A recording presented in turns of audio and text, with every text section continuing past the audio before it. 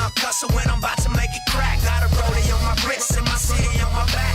Shout out them bitches on the stage getting racks. Told her it's America. What's up, everybody? Welcome back to Process Sports Radio. We have a special guest today joining the show, Michael Bains. For those who don't know Michael, he's a local author from Surrey who wrote the book Hooped, a story about a young Surrey teenager who goes through the trials and tribulations of gang life, school, sports, and all of that. Michael, thank you for joining the show.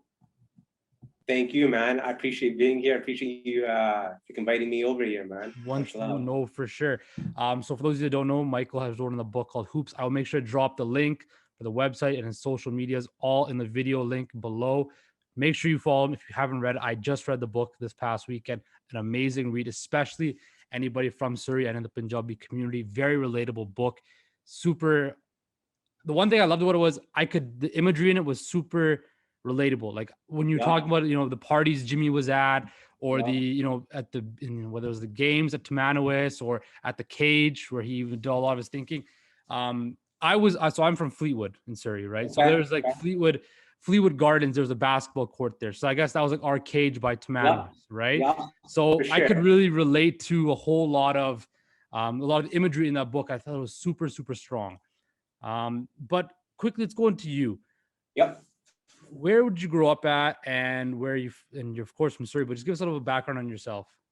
For sure. So I'm from the Newton area of Surrey. So I'm from Timanawis. That's where I grew up from, like age 3. I think I've had lived somewhere else before, but from age 3 to 24, 25, that was where I lived. I went to Timanawis. I played ball all throughout my childhood. I had 2 older brothers who are like 6'2", 6'3", and they're older than me. So they would, push me around, bully me around. They love ball. So that's kind of how I just got into ball. Mm-hmm. And that was basically my childhood, man. Like basketball was like life. In Timanawis, in that area of Surrey, there was obviously some issues there as well, but I actually loved my childhood. Like I had so many buddies that became like my brothers growing up. And even the ones that got involved, in hustling and the game and whatnot, they were still like my boys, right? And so that's kind of how I grew up, is being exposed to that, but still just enjoying my time there. So played ball all throughout high school. After high school, I kind of, I had a chance to play college ball. Like I think I was good enough, and people told me I was good enough, but I enjoyed partying, and I kind of got into high school life, right? I kind of got into all that. And then, but yeah, also the child, I also always loved to write as well. And it's something that I didn't often talk about up until a few years ago when people, I wrote Hooped and, it was going through the process.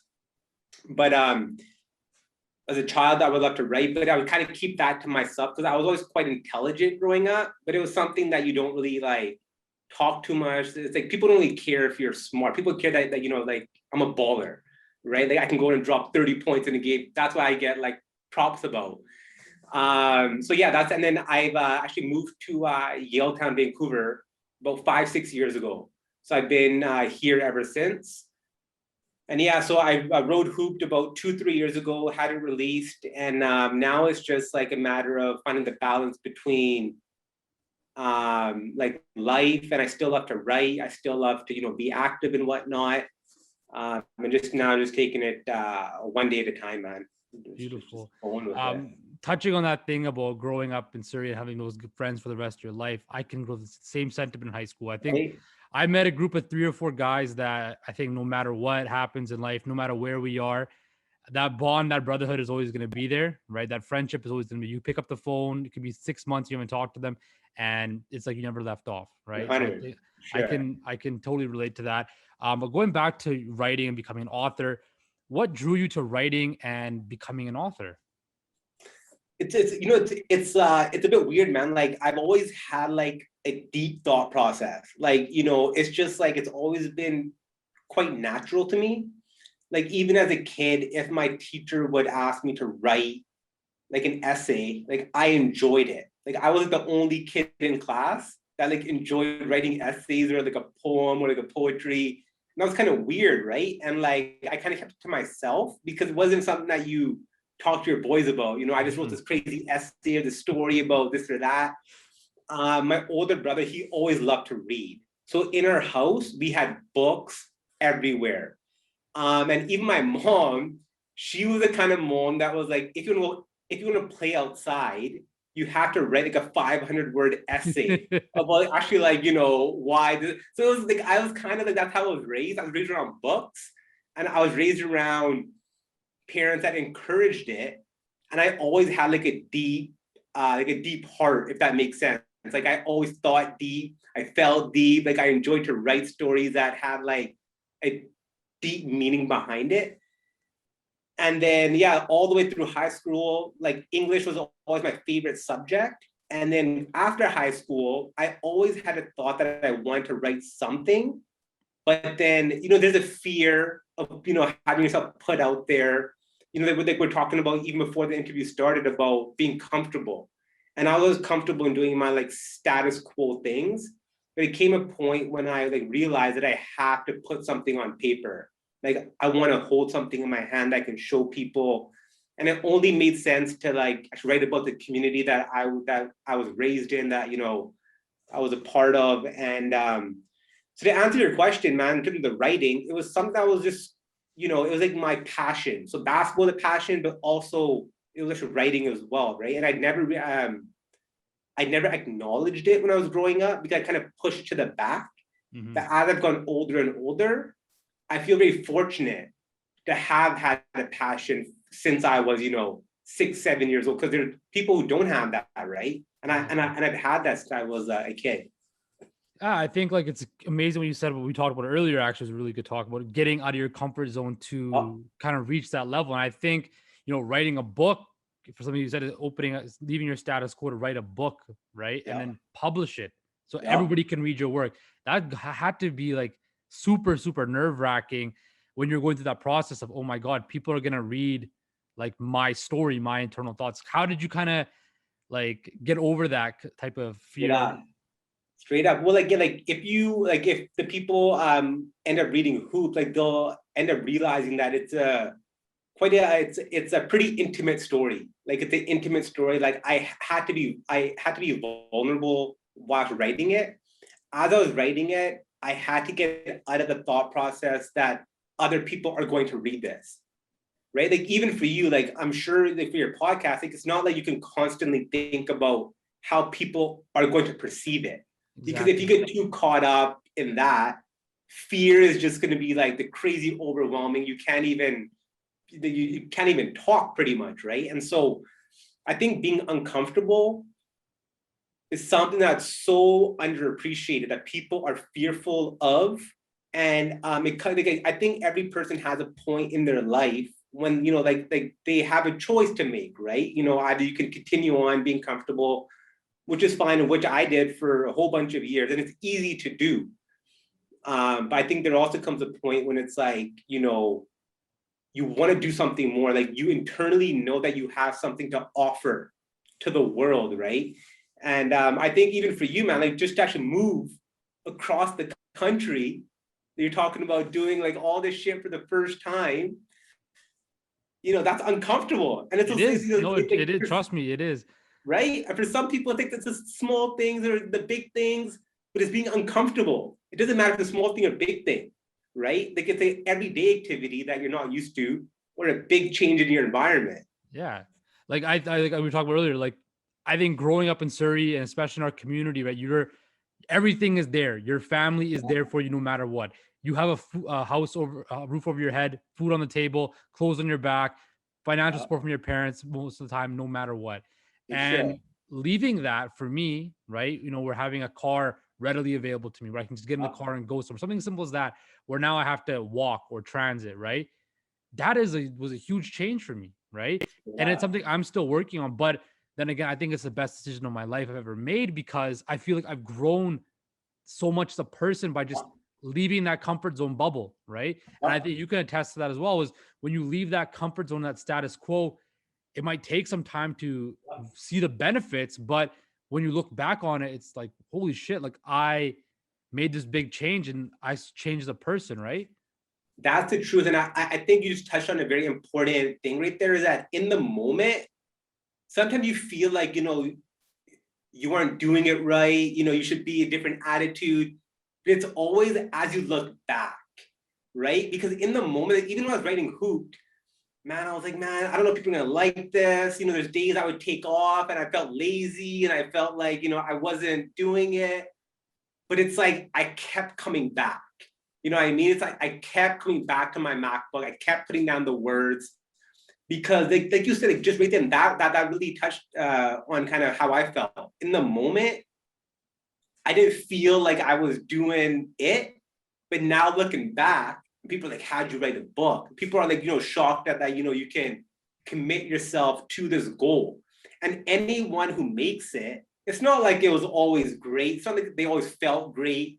They felt like shit probably most of the time, but they kept coming back. They kept coming back to the gym, or they kept coming back to the keyboard, or to the, for anything that you want to do, right? You keep coming back. I think that's huge. Like if you, like this, for example, there's days I don't want to come up with videos to make. I don't want to come up with, you, man. But I just feel like there's something inside me. Just like, you know what? Let me just try something out.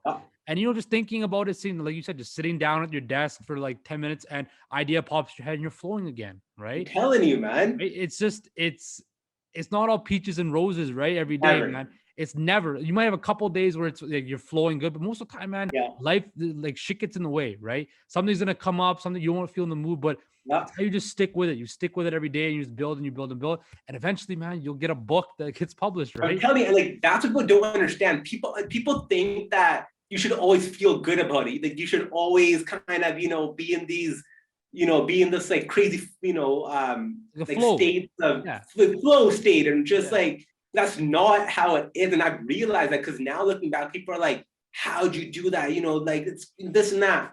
But I'm like, man, in the moment, man, I thought I was gonna bail 100 times. I thought I was gonna, but I kept coming back to the keyboard. I kept saying, put down 500 words here, 1,000 words here.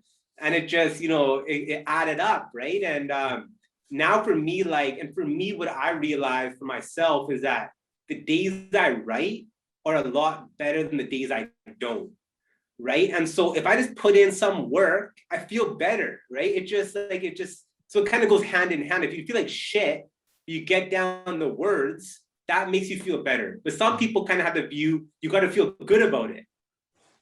As long as you make some sort of progress and some sort of productivity, I feel, even if you feel like shit and it's not your best work, you still did it. Still better than nothing, right? That's what I'm saying, man. Yeah. And like, I think people who are in this industry of, trying to create something, people got to recognize that it's not easy, but you just got to keep coming back to your art form. That's what it is. Yeah. I think it's just sticking with it, no matter how bad. It's a marathon, right? Like fucking Nipsey says. Exactly. Life is a marathon, man. It's not a sprint. It takes time, right? So let's go back to Hoop, because like I said, I just finished reading it. I think it's a very good read for anybody in Surrey because it's such a relatable story. How did you come up with the idea of Hooped? So, like as I was starting out in creating this story, I knew that I wanted like an underlying message of somebody who's confused, who doesn't know what to do, who's facing hardships and has to overcome adversity. That was what I knew the book had to be about. And then it came to me, okay, the thing that makes the most sense is to base it in my community, because that's what I know. Like, I know my community. And in Surrey, it's a very unique community in the sense that it's not Compton, it's not the hood where these guys ain't got shit and they gotta, earn their way. That's the only way out. It's either play basketball or sell dope, right? Right? In Surrey, there's a lot of these kids that come from, decent households. So that's quite unique in the sense that these guys are, they'll shoot first, ask questions later. They're all about their money, yet they have a comfortable environment already, right? And so it was very important for me to tell that story, but it was also important to me to tell the story of a kid that was confused, that was always in his head, because that was intimate to me as well, right? I'm in my head a lot. You know, I get confused a lot. I've had some like hardships I had to overcome. And so for Hooped itself is that I just knew that I had to base it in the area where I'm from. That was the only thing that actually made sense to me. And it's a thing that I could speak about intimately. Like I could go into the corners and the alleyways of every city, because, you know, I've been there, right? Like I had been around buddies who have been involved, right? And so it was the only thing that made sense. I didn't really have any other, and I love basketball. I'm from Surrey, so I had to combine the two, right? And so that was just kind of how it went. I think touching on that was the mental part of it, right? You know, the character Yeah. like Jimmy or even Paul or Yeah. Sonny, right? Yeah. The insecurities that these guys go through, right? Straight And up. nobody talks about it. Because I think, especially in our community, especially being males, nobody talks about their insecurities. You don't want to seem weak. You don't want to seem less than somebody else, right? But then again, like somebody like a guy like Sonny has his insecurities. Somebody like Jimmy, who I think was like, I don't want to spoil it, but at the end of the book, when him and Paul have that conversation at that one party where, you know, Paul was wishing he was Jimmy, and then Jimmy's like, why would you want to be me? I always wanted to be you, because the insecurities, right? I thought that was so, for myself, super relatable, because everybody, like, I grew up with insecurities my whole life, whether that was weight, smarts, athletics, whatever, right? You Straight want to up. be somebody else, but then again, you don't know, somebody else might want to be in your shoes, right? Yeah. And I think that was so, to me, that was one of the biggest lasting messages from this book, was just how insecurities, you know, people have. And, you know, we always wish we were in somebody else's shoes, but in fact, you should always realize that somebody else might want to be in your shoes as well. I thought that I'm was telling really, you, man, like we always want what we don't have. And there's always, you know, like there's always somebody who has more than us, and there's always somebody who doesn't have as much as us. And that's just the whole nature. And yeah, like even me growing up, I was very insecure too. And I think every kid growing up has insecurities, of course.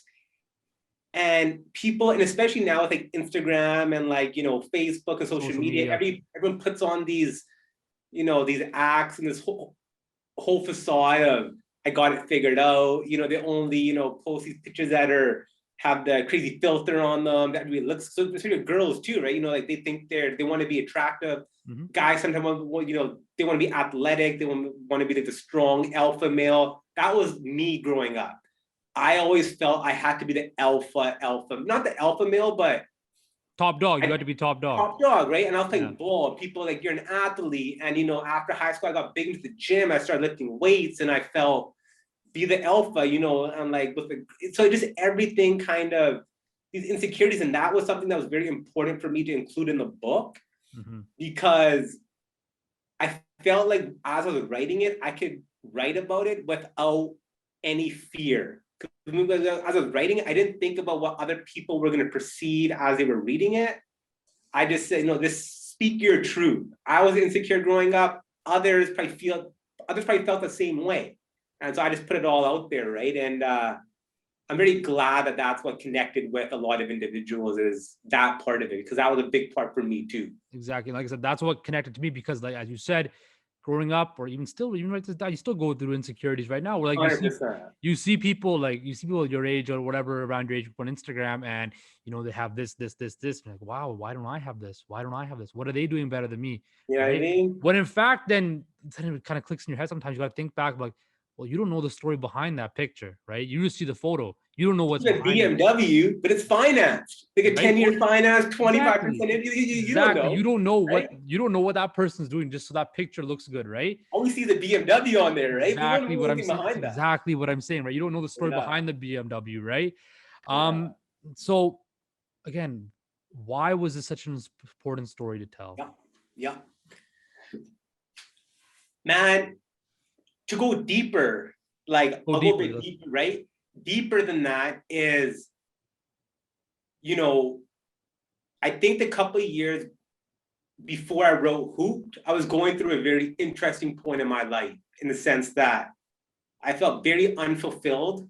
I felt very like I was always comparing myself to somebody else. And for me, the biggest thing, I just want to create something, to create art. That was like the most important thing to me. I just want to create art. I want to write something where I didn't feel the fear of being judged. And so that was the most important thing to me, is that I've always loved to write, and I've always known that deep inside of me, but I always held the fear of it. So even more than the book, it was the being able to have it created. That was more like, I didn't really care about the end result as much. Every day when I wrote down the keyboard, I was like, man, you're doing it. This is what's most important for me, is coming down to the keyboard, sitting down, writing the words. So on the deeper level, it was a period of my life where I felt very unfulfilled because I was doing quite well on the external world. Like I had a good job, like I'm downtown Vancouver, I was strong, I was fit, I had all this stuff going for me, but I felt very unfulfilled. And I knew it was because I was doing things for other people. Like I was not intentionally, it wasn't like intentional, but that's how I felt. And I was like, man, I got to create something. I want to create art. Like I want to follow my passion. My passion is writing.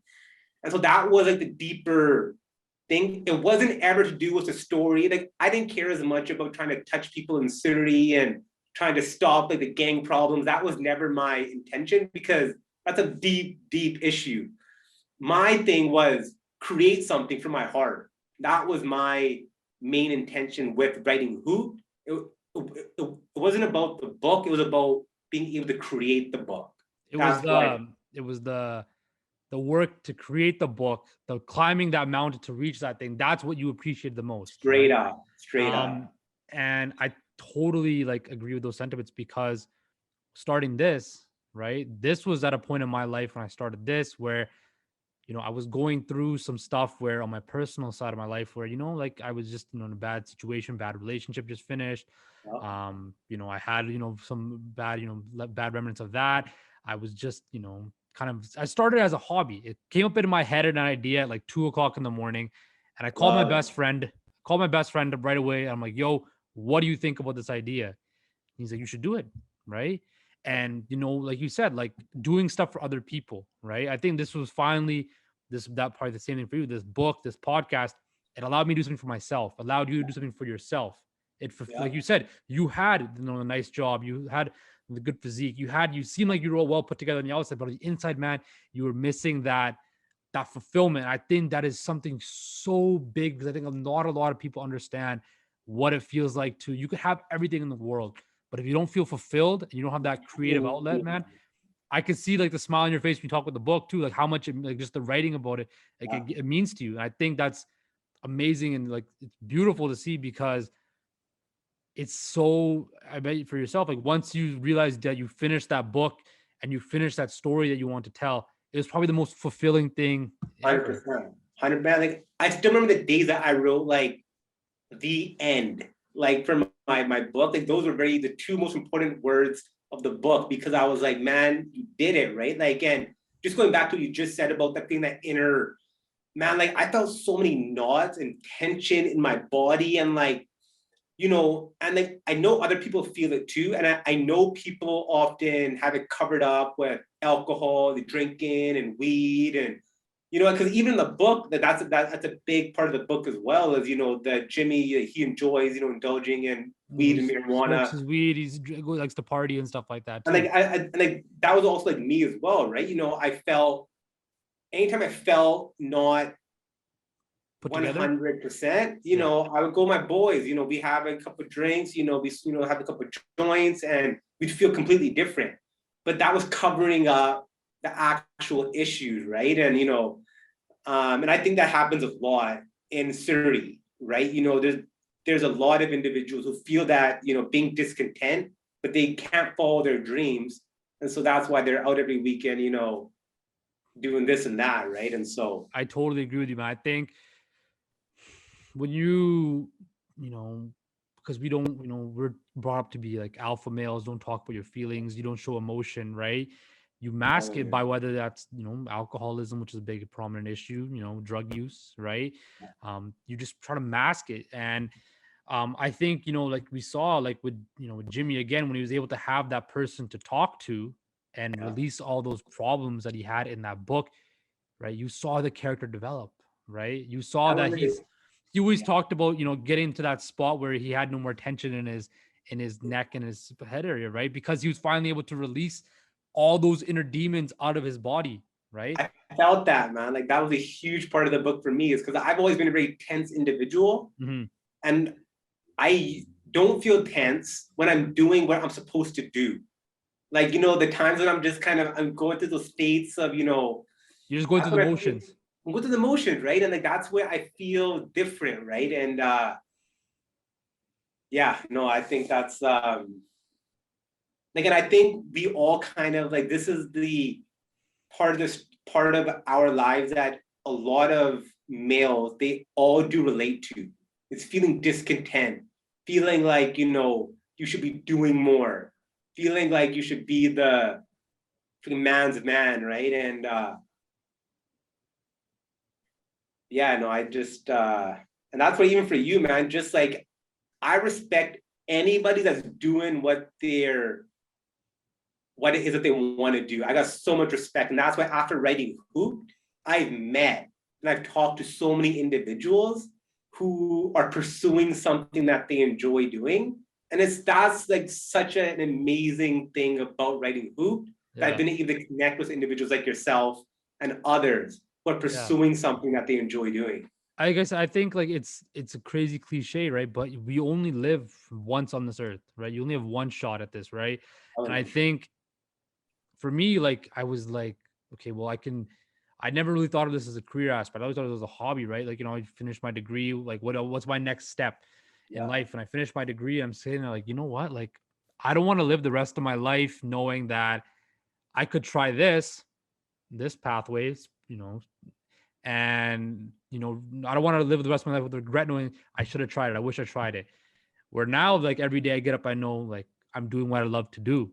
And I think that for me was like I said, I'm like totally like I get some people can't follow their dreams, whatever. Life is what life is, right? But It is what it is. I think if you have that opportunity to do what you love to do and do it Yeah. every day, man, it doesn't feel like work. It doesn't feel like anything, man. You just do what you love to do, right? And for me, I love talking about sports. For yourself, love to write, and it's man, it's a crazy feeling. It's a crazy feeling.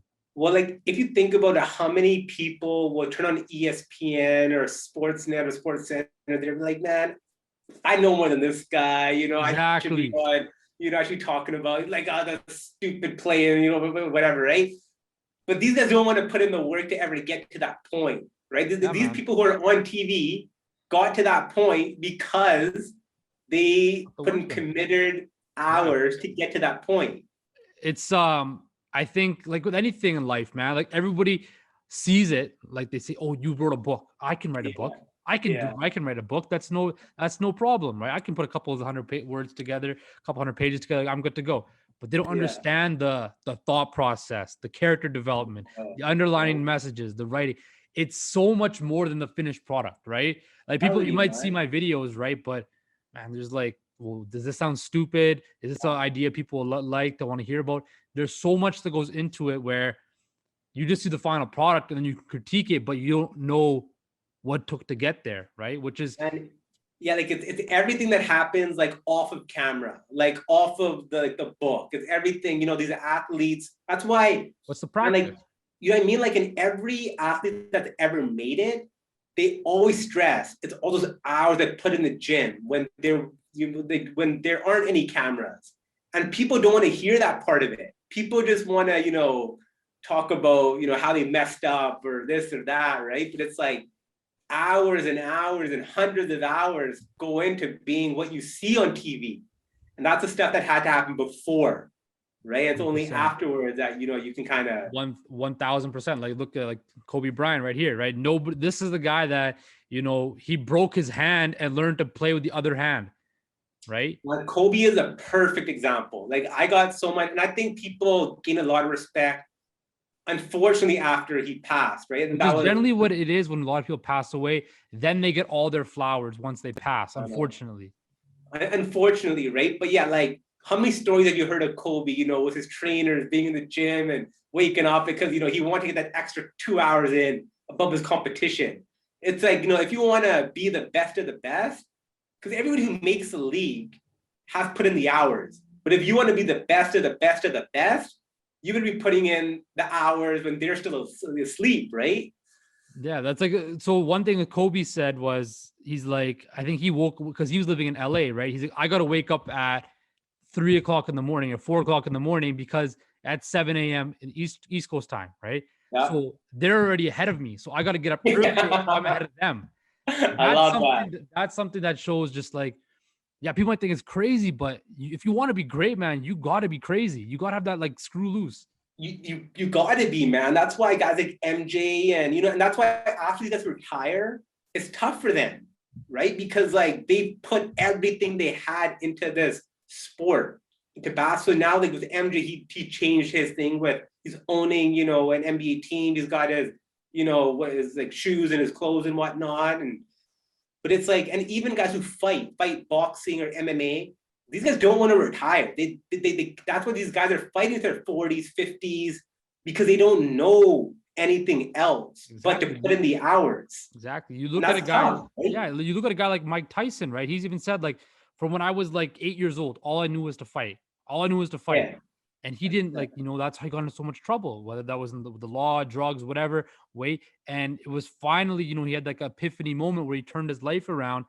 And now you see him doing a podcast and doing all these other outlets, right? And it's something that like, I love it, man. It's something that you're because you're so dedicated to that one thing. That's all right? You forget about the other aspects of life, but in order to reach those levels of success that God, you have to do that, right? You do, and that's the thing is that like you got to be a bit crazy, man. Like you have to kind of put in the hours.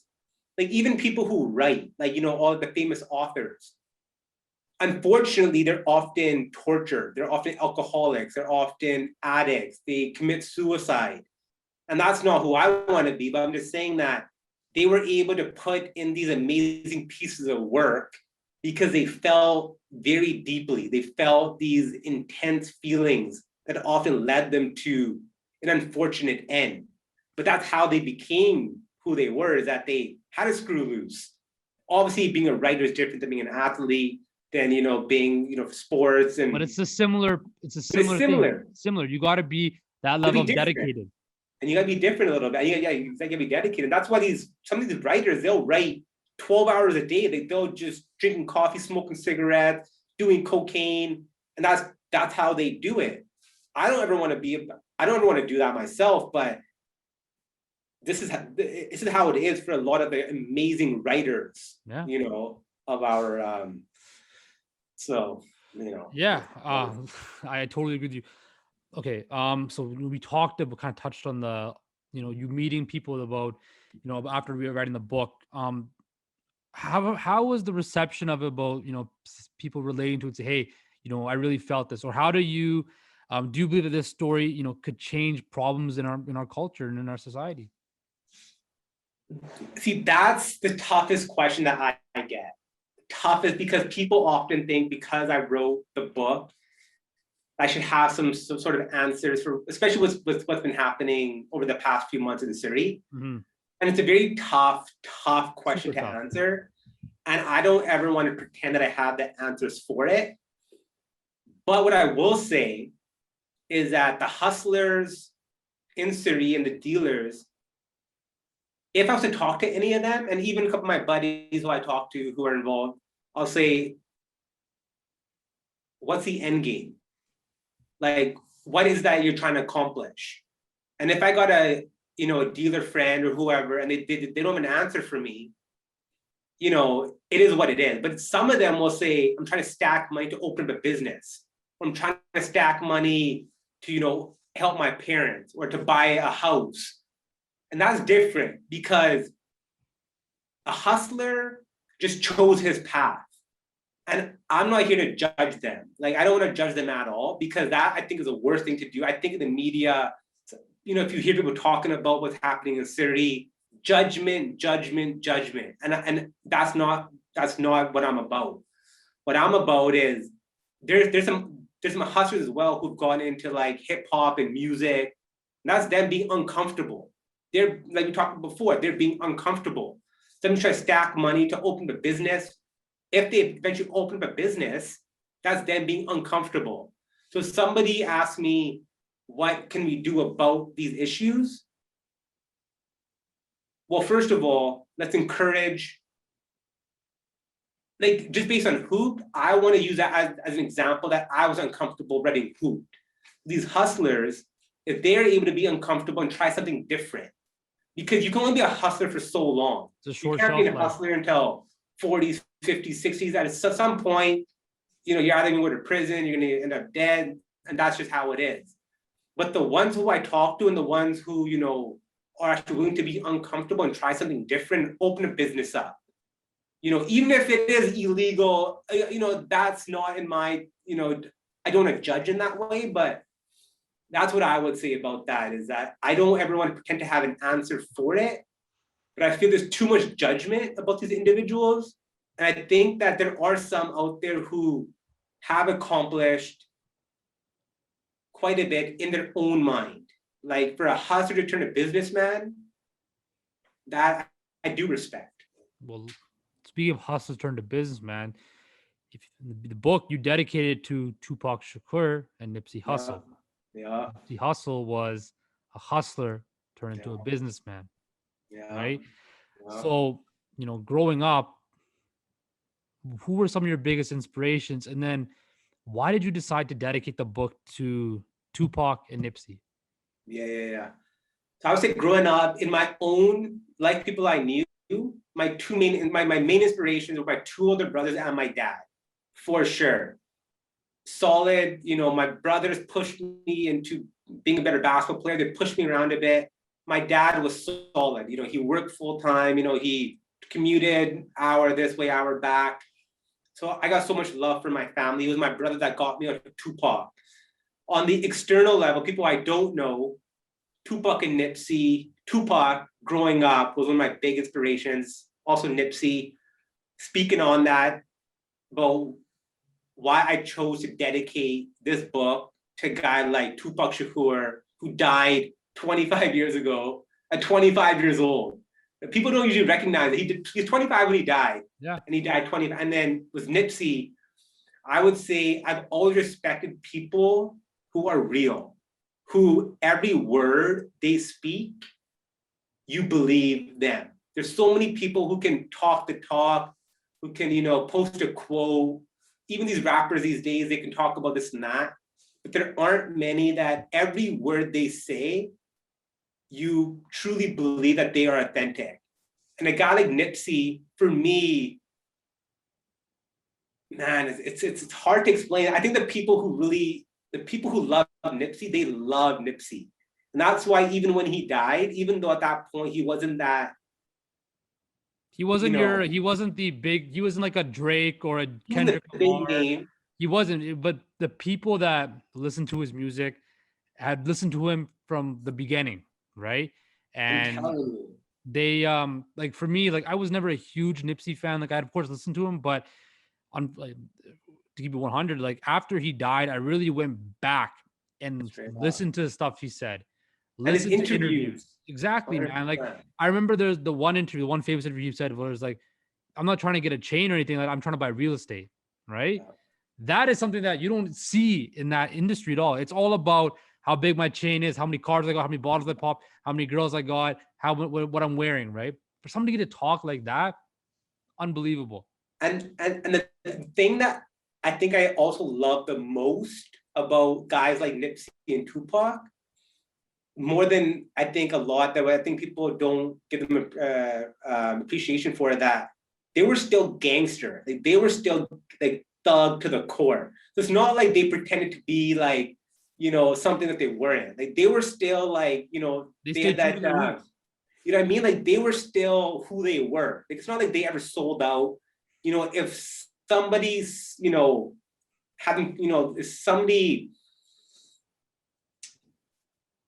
confronted them, they weren't the guys to ever back away. And that's what I also respected a lot about them. And that even though they were very compassionate, empathetic, very intelligent, wise.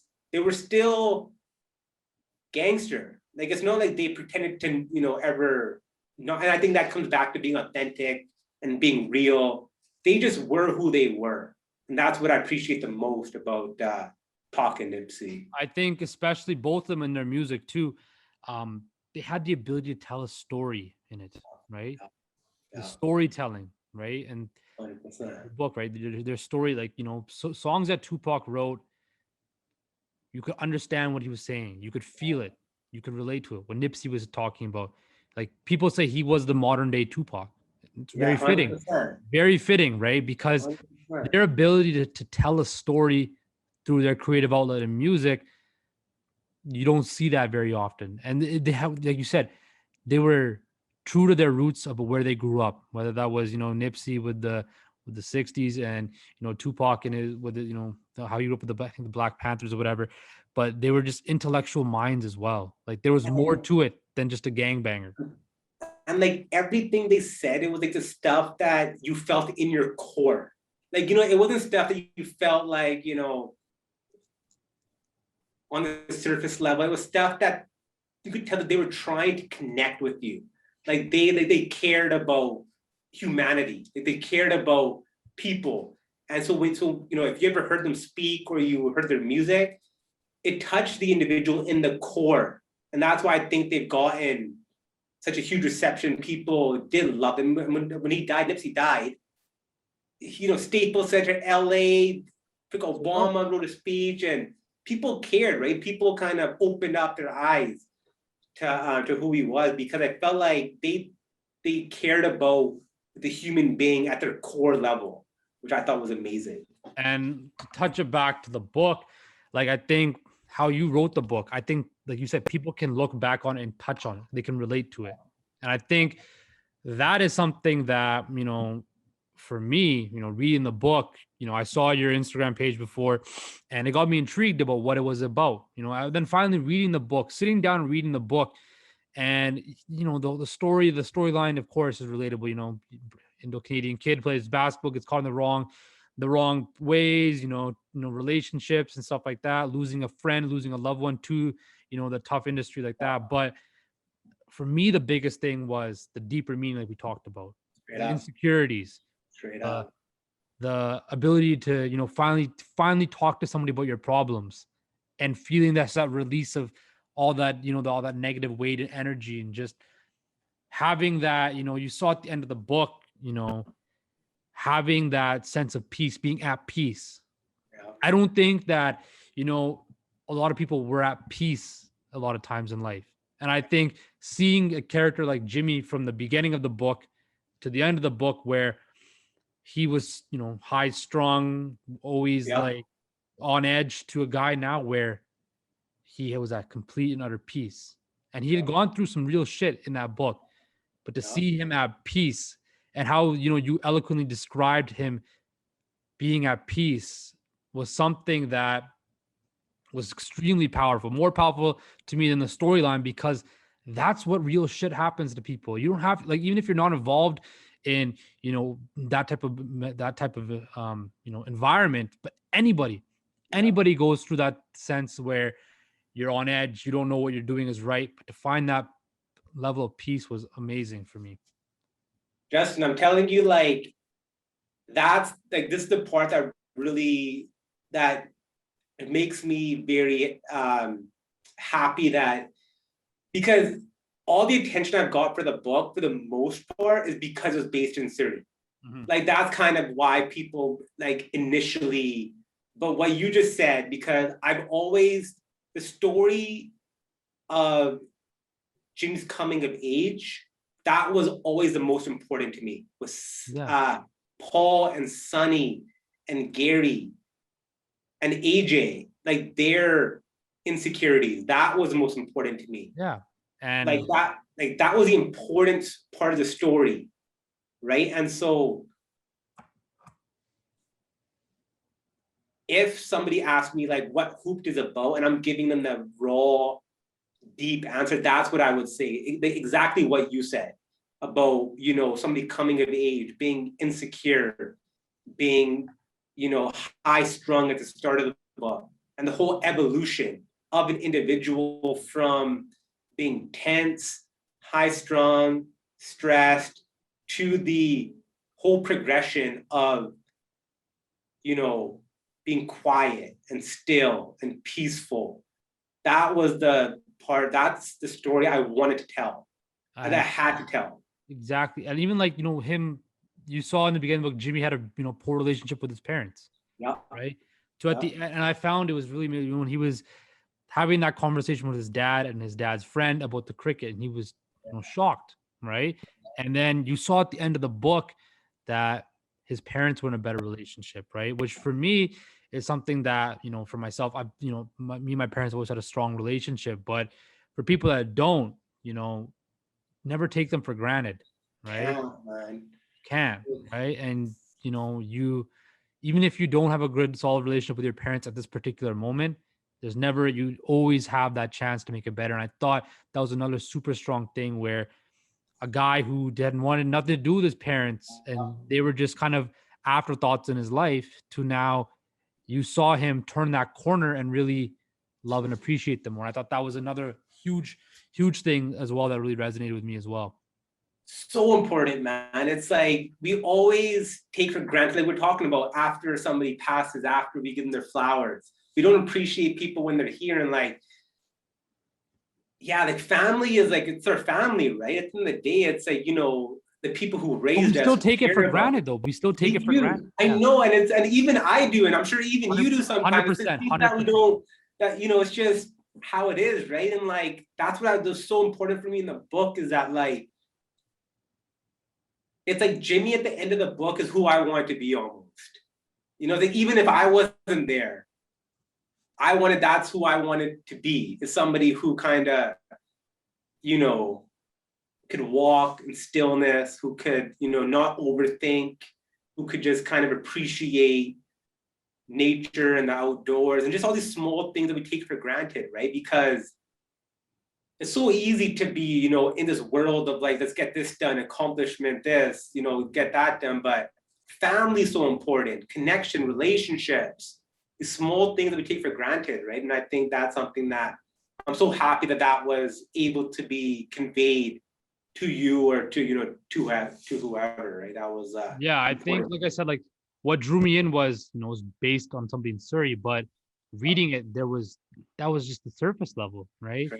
The deeper level of it was about the character development of all the characters, right? You saw, a guy like, Gary, who was loyal to a fault, which we all know somebody that's loyal to a fault, always. Right? Or, even his relationship with this girl, Jessica, right? Yeah. Realizing that, she just wanted what's best for him, but they also realized that, what, maybe it's better that we just go our separate ways, but we always will appreciate and love that time we had together, right? Hell, man. That's something that everybody goes through, right? Everybody goes through separate relationships, whether it's a friend, significant other, or whatever, where, maybe it's just time that you just go your separate ways, right? But you still got to have that love and respect for what you guys had at that moment, right? And I thought that was another, the relationships and how they intertwined, even with like, Sonny, right? Jimmy and Sonny. Yeah. Jimmy realized, this guy's not really what he says he says he is about, right?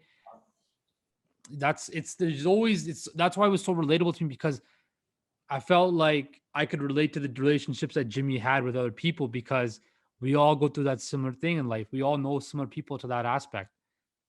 Well, yeah, like I think speaking on that as well, like we've all had relationships that haven't worked out, and it's like, but can you appreciate the time that you did get to spend with that individual, right? It's like, you are who you are partially because of that relationship. If it's either an intimate relationship, non-intimate relationship, family relationship. And that's why I wanted to end things with Jimmy and Jessica, is that because I felt their appreciation, for each other. Because yeah, like even as I was writing the book, I kind of, thought back to my own relationships and, how I wish they had ended, how I, but that's not how it goes, obviously, right? No, but, I have exactly. We all do that. We all do. Exactly. There's always it never ends the way you want to end. But I think looking back on it with like, Exactly. with a wider perspective, you have to, yeah, things might have gone bad, but you also got to think about the good times as well and realize that, you know what, at the end of the day, it just wasn't meant to be, whether that's intimate or not intimate. You know what? At the end of the day, man, like we're all people. I don't wish anything bad upon anybody, right? And I think, like you said, like even with Sonny, right? Like with Jimmy and Sonny, Jimmy didn't at that last, one of the final parts of the book. Jimmy could have done a lot more to Sonny, but he had that point where, you know what, I'm gonna take the level head. Okay, Yeah. that's it. And I think we get so overcaught with emotion in our life where we veer off that path where our, our heart and our emotion takes over. But being that person, having the ability to take a step back, breathe, and think about it from a different perspective, changes everything. Well, that's the thing, is some people, sometimes we got to accept people for who they are, right? Like their flaws, their faults. That's where Sonny, he had a lot of flaws. But at the end of the book, I wanted it to kind of be that Jimmy accepted Sonny for who he was, right? Like he was insecure, this and that, whatever. But, it's the acceptance. And like even our family or certain people that who we have to see on a daily basis, sometimes we don't agree with, this and that, but we got to accept it. And that's, I think, a very important part of everyone's evolution, is being able to accept people for who they are, accept situations for, how they are. And again, I wish I could be like more like Jimmy at the end of the book, right? But again, it's something that, it's easy to write about, it's harder to live, right? But Yeah, like exactly. the goal is to kind of, go with it. I think like, we're every day is a different opportunity to get better, right? Yeah, And like, 100%. I mean, like, might not seem like that. Like every day you might not feel like you're getting better, but over time, like we talked about earlier, like over time, like you will see a change if you do make those conscious decisions and then those right steps to become a better person. I think with Jimmy, again, it was, for me, like one of the biggest things was that last conversation he had with him and Paul, where Paul was class valedictorian, really smart guy, you know, well involved in school. You had Jimmy, who didn't really try so hard in school, but he had the girl. He was the best basketball player. He was well popular. But and then they both had that conversation where I want it to be you and you want it to be me. And I thought for me that is something that for me was, again, one of the most powerful things in the book, where again, like you might see, like you see somebody else, we talked about earlier, you see someone else, I want to be you, but you don't know that those people might want to be in your same shoes as well. And again, man, like that's something that is deep, right? Well, like, and in even the book, the thing that, like Paul had to be drunk to like say those words. And that, I think, makes note of people have this inside of them. Like they have it held inside, like it's crazy bottled up. And it took Paul to be drunk to finally say these things that he's holding on to.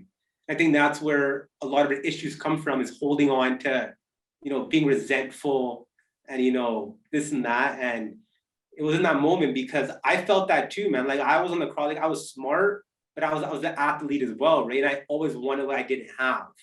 And so I felt both sides to the story, in the sense that, Paul wanted to be tough, cool, like, cool in every situation. And that was a very powerful part of the book to write for me. It's a very powerful scene. It's certain parts of the book, it just came out. It just came out of me. I was like, I have to get this out as fast as possible, right? Because I felt it in my core. I definitely think so. I think, like as you said before, like you just didn't have that fear of what people thought. You were being able to open yourself and be vulnerable, and that's what made the story even better, because you had that sense of vulnerability in it, where your guard was down and you just let your heart speak. You let what you felt out, and that's what I felt. I think that's why I resonated with the book, because what you felt is similar to what I felt, and I'm sure other people who wrote this book felt as well, because it's relatable. Yeah. Yeah. And like that was a goal, man. Like I felt, if it is powerful for me, if it's true to me, it's got to be true to somebody else. Because, we came from the same place. All these teenagers talk about being insecure. So I knew that if I could put into words my own insecurities in a way that was true to me, it would be true to the other person. And that was kind of my whole intention, be true to me. Because if I'm true to me, it'll be true to the other individual, right? And so that was a goal. Yeah, You know, like I said, and I sat down. like I said, everybody is on a different, like everybody's life and lane pathway, sorry, is a different way. Like you grew up one way, I grew up another. Yes, we grew up in the same city, but your story was different than mine. But yet there's these points on that pathway where we have those moments of where, hey, like what you went through, something similar to what I went through, right? And I think that's why whoever hasn't read the book, I highly recommend you read the book, because you might not have this, you might not even be a basketball player. Like I didn't play basketball growing up. I played ice hockey growing up, Yeah, right? yeah. But I can still relate to, you know, a guy like Jimmy going through those tough times where, you know, you have all these expectations to win and be successful, but it's, you know, you're battling other stuff as well, right? And I think that's something where, yeah, like I said, like it was extremely, like I said, the Surrey part of it and the, you know, the gang aspect of it was what drew me into it. But after reading it, there was so much more to it than just that. And I think for me, that was my biggest takeaway from the book. What I'm telling you, man, like, you know, we all have internal demons, that we all kind of have our stuff that we go through. And that was kind of what actually led me to write the book. And that's what kind of also led Jimmy to kind of go through his awakening. So I think we have to go through shit to come through to the other side. Exactly. Like there is no other way. Like, you know, that we can't always be perfect and happy and things are going great and expect to evolve from there. It takes hard times and adversity to evolve. And anybody who thinks differently, you know, you, like you said, you can't have like, there's nothing in life that you want that doesn't take sacrifice 100%. or hard times, right? Like I'm sure when you were writing this book, there was times you want to go out, hang out with your friends, do stuff, and you just couldn't do it because this was something that meant so much to you that, you know, I got to sacrifice it. For myself, moving away from all my friends and family, not knowing anybody in a whole other city because this is what I want to do, right? And I think that's something that even if I do, even if like, you know, even if like the success that I dream for doesn't happen, I still know that, hey, I did something that not very many people I know have ever done. Like probably for yourself, not everybody can write a book. It's just something that, like you said, it completes you on the inside, right? You feel. But I'm telling you, man, like the pain and agony that you would feel if you didn't try would be way worse than if you did try, you don't make it. And I know that from with every core of my being is that if you give it your best shot and you don't make it, whatever. Like, you know, for me to write, of course, you know, I want my words to touch more people, whatever. But, you know, I tried, I did it. And that was what's most important to me. People who don't try, and it's like an everyday thing. Like every day you gotta wake up and you gotta put the work in again. It's not like you put the work in and, okay, I put the work in, now I can chill. No, every day you gotta wake up and you gotta, you know, build these habits of let's get it done, right? Even if something small, like for myself, even if it's just like research or reading an article on something, you know, at least I did something today that can help me. Small victories. Exactly. I think even when you're talking about like, you know, doing the work behind the scenes, everybody gets so caught up at, oh, I'd put this much time in, I did this much of this and this much, right? Okay, that's great, but what did you do when you were feeling like shit? Yeah. Right? What did you do when you face adversity? Did you pack up and just forget it? Right? Did you put it off? Right? Or did you kind of just, you know, power through it? I think that to me is you can, like you said, you can write for 12 hours a day, right? But, you know, maybe you feel more satisfied by writing an hour that day, but you felt like absolute shit, but you still wrote that 500 words a day. That to me is more powerful than writing for 12 hours a day. That's the truth, man. It's like anybody can do something if they're feeling good. Like if you're feeling good and you got them, you know, if you're feeling great and, you know, things are going your way, anybody can go.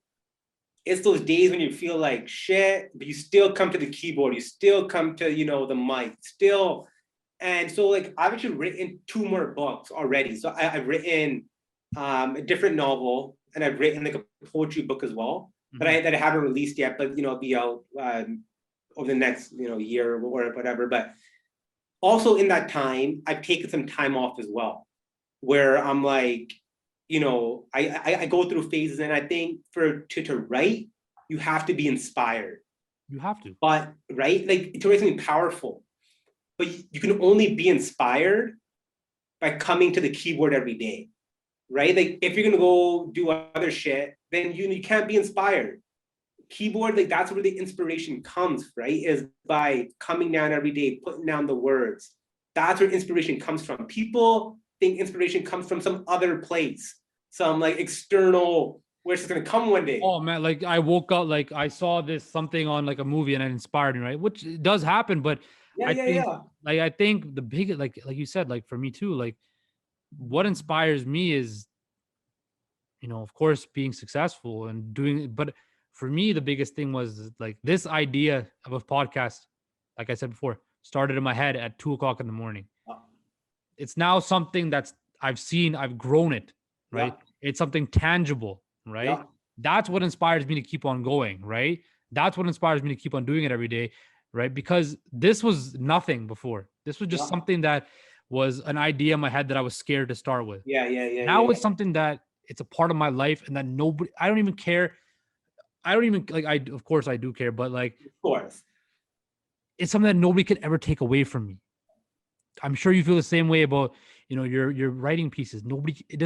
If it sells, it sells, but it's something that nobody can ever take away from you because you did it. It was an idea that you created. And I think that's something that, like I said, if you have an idea and you're something passionate about and you follow through with it and you create something, unbelievable feeling, man. Unbelievable feeling. Well, it's like, everybody can have an idea that, pops into their mind, and they feel like, okay, I should do this. But if the idea, right? But if the idea keeps coming into your head day after day, you're not doing it, that's what you got to do, right? So like, like let's say, for example, there's somebody who's, who wants to be like a basketball player, or, on the podcast, or, on TV. They're able to have the idea on that one day where they watch something, and then they don't think of it ever again. Fair enough. But if you have the idea and then it comes back into your mind 2 days later, and then you just don't think about it, and it comes back into your mind like a month later, and then a week later, it keeps coming back into your mind, then that's what you got to do. That's what happened with food and with writing. At first I thought about it, I didn't want to do it, I put it to the side, but it kept coming back to me. It kept coming back. Like it was like a constant reminder. It's like, do it. Over my head. It was like, do it. And I knew I got to do it. Like I got to do it, or I can, not do it, and I can be, I can, just be unfulfilled and kind of, sit there and wonder what if. Exactly. And that's what we're talking before, right? Just do what you got to do. And like, if you fail, whatever, but it'll be a lot worse if you don't try. You gotta put in the work, and that's how you build habits for other things in your life, right? And right. Like I said, like I think I kind of on the same wavelength as you, is like starting this creative process, this creative outlet is like, it gives you a sense of peace as well. Like when you're going through like a rough time in your life, and like we said before, like shit happens in life, but like for myself, like whenever I'm having a bad day, man, just come on here, make a video, come on here, think of an idea, right? And I think that, especially, like I said, living in a city where I don't know anybody, right? It's an outlet for me to realize that, hey, like, you know what, this is a thing to keep me going. Whereas to sit there and dwell about, oh man, like I'm missing out on this and this and this and this and this and this. But I think, like I said before, like that whole creative outlet and that storytelling thing, it can help you just get through like a tough day too, man. 100%. And I want to thank you and appreciate you for coming on. 100%. It really means a lot, man. Like it's good to talk to somebody who's from the same area, that looks like you, talks like you, that, does something that not everybody else does. And I appreciate it, man. I really do. Straight up. And like honestly, like I feel like the two of us could also talk about something completely different.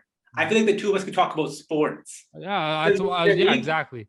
I love Right? talking. Because like, you know, ball is life. Like, you know, like I'm sure we could talk about 100%. an hour about fucking, you know, everything sports related. Whatever, exactly. So I And so like I'm 100% down to do this again. Like it's always nice to talk with people who think like think different, think outside kind of of the box. outside the box, right? It's like Guys, I want to thank Michael Bains, who of course is the author of Hooped. If you haven't read the book yet, check it out. You can buy it off his website or on Amazon Kindle. That's where I read mine. Like I said, follow him on all of his socials that will be below. I want to thank Michael Bains again. A truly, truly great story, truly great conversation. For Justin, that's myself, and for Michael, take care, stay safe.